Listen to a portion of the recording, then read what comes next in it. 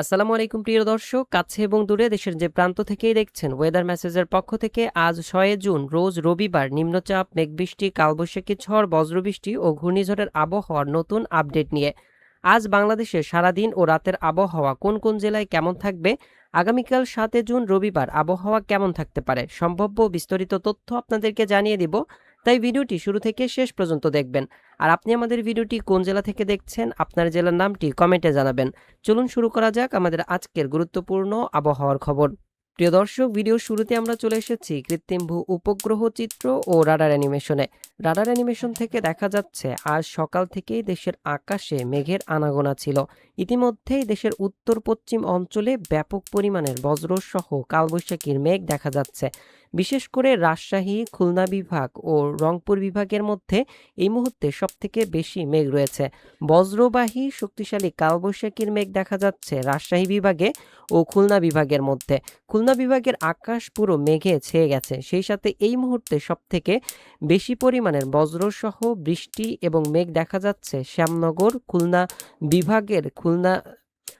শ্যামনগর, সাতক্ষীরা, মোংলা এ সকল অঞ্চলের উপরে।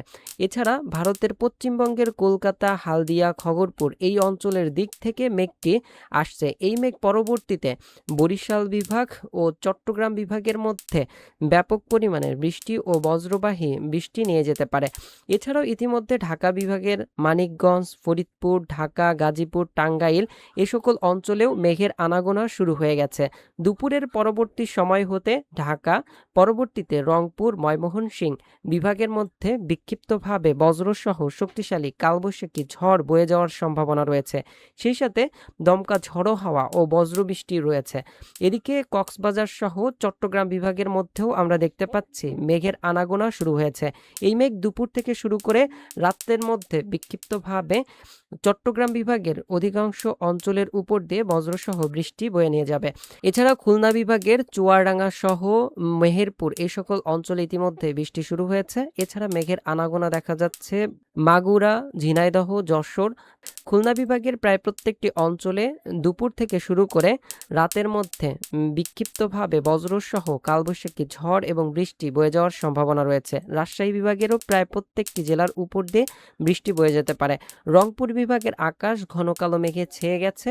এ সকল অঞ্চলেও দমকা ঝড়ো হাওয়া সহ বৃষ্টি, বজ্রবৃষ্টির সম্ভাবনা রয়েছে।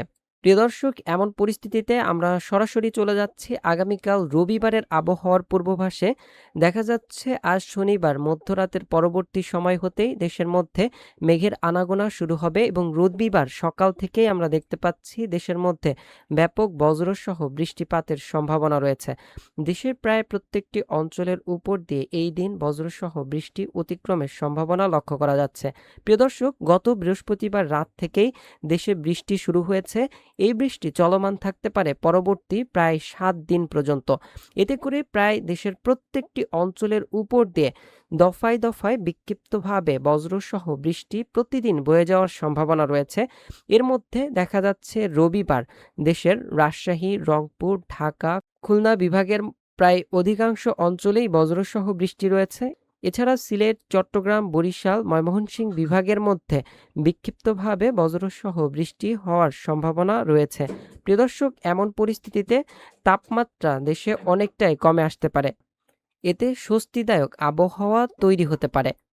এমন পরিস্থিতিতে বায়ু অ্যানিমেশন থেকে দেখা যাচ্ছে ৫ থেকে ৭ দিনের মধ্যে বঙ্গোপসাগরের অবস্থা অনেকটাই ভালো থাকতে পারে এবং এখানে কোনো লঘুচাপ বা নিম্নচাপ তৈরি হওয়ার সম্ভাবনা নেই।